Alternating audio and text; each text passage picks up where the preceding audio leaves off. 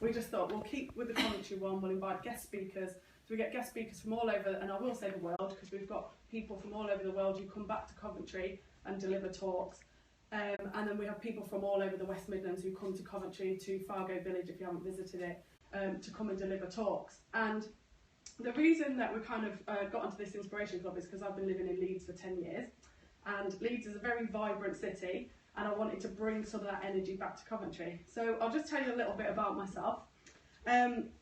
Single parent home, so came from a single parent home, didn't meet my dad till I was 16.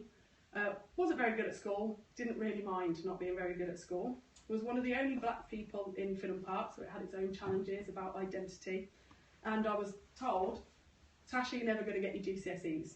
And if you keep procrastinating, you are not going to succeed very much in life.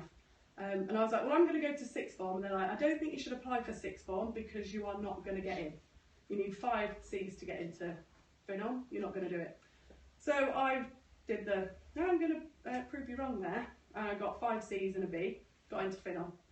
And then I was like, all right, I want to be a physiotherapist. And they're like, oh, you can't be a physiotherapist. You need A's in GCSEs. And you also need to do human biology. You're doing things you like, art, media studies, bit of business studies, because I liked it until I got to economics and then I had to sack it off. And PE, so I was great at PE. I was a gymnast, I was a good level gymnast. So I did things I really enjoyed and I thought I did quite well at them. That's not enough to be a physiotherapist. So I went and did sports science. I thought I was going to kick a ball around. It turns out that actually there's a lot of science involved in that, which was quite challenging, quite difficult, but I enjoyed it anyway. I got my highest marks in biochemistry, 71%. As this is a girl from, underprivileged background, thinking, how the hell have I got 71% in biochemistry? But I was like, yes, me, this is awesome. And then failed some of the other things that I weren't so good at as well. Came out with a 3rd. I worked my butt off, but came out with a 3rd. Because I wasn't supposed to get my GCSEs, I was pretty happy with that. But I thought, I really want to be a physiotherapist. And you can't get in to physiotherapy if you haven't got A's GCSEs, if you haven't done human biology at A level, and you've got a 3rd class degree. We only accept people with 1st and 2 1s. So I then got work experience in a hospital, still couldn't get on a physiotherapy degree. I then moved up to Leeds to work in a hospital with a physio as a physio assistant. Did my human biology module with the Open University, and finally got one place offered for another degree at Leeds Met. And at Leeds Met, I went and did physiotherapy. In my 2nd year of my 2nd degree, I got diagnosed with dyslexia. So, again, challenging, didn't think I'd get through. People were saying you were amazing physio in the hospitals, top marks, brilliant. Academically, I wasn't quite there. And so, got my physiotherapy degree, and I also then said to people, I want to work in sports. And people said, you can't work in sports, you've got to work in the NHS. It's what we do. And I was like, well, I don't want to work in NHS, I've done it. I've been there, I'm going to work in sports. So I met in my 1st year of physio, Kelly Holmes is physio. And Kelly Holmes, if you don't know her, double Olympic gold medalist. One of my idols growing up. And so I pestered this woman, I got work experience with her, sat on her shoulder, learned everything visually that I could learn from her. And then since then, my career's gone from strength to strength. Worked for Northampton Saints Rugby last year, so a professional rugby team. Hated it, quit it. Like, absolutely, wasn't for me, and it was the environment that wasn't for me. I just didn't quite fit in, didn't quite like the structure, and also didn't like it when there wasn't that kind of, when there was chaos, I couldn't organise my own thoughts. But I knew I was back in Coventry for a reason, that was to set up a business, so I set up my physiotherapy. But the Inspiration Club is where my heart is, really. Is that every single day that you go to the shops, that you sit on a train, on a bus, or go to a networking event, you meet someone inspirational.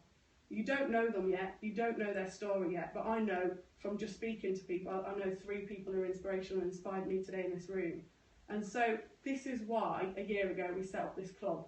And it's so we can hear the stories of people, everyday people, and it's so that you can get up tomorrow morning and go, oh, I'm so glad that I'm around people that are starting their own businesses. I'm so glad that I'm around people that are passionate about what they do.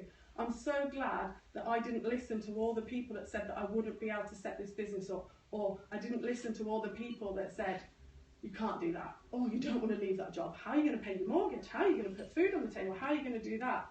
Because every day you'll meet somebody who says, you can do it, look what I've done. And that is what being an entrepreneur, that is what's running a business, and that is what's needed. But those people are just next to you. So just talk to them or come to the club, which runs once a month. It's on tomorrow night, but because of this event, we've decided to put some streaming on Periscope as well. So, but yeah, it's again to be around. You are, they say, you're as successful as the 5 people you surround yourself around, or as miserable.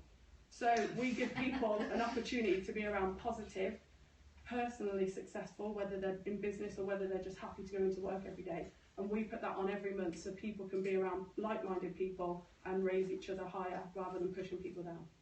And that's it. Thank you.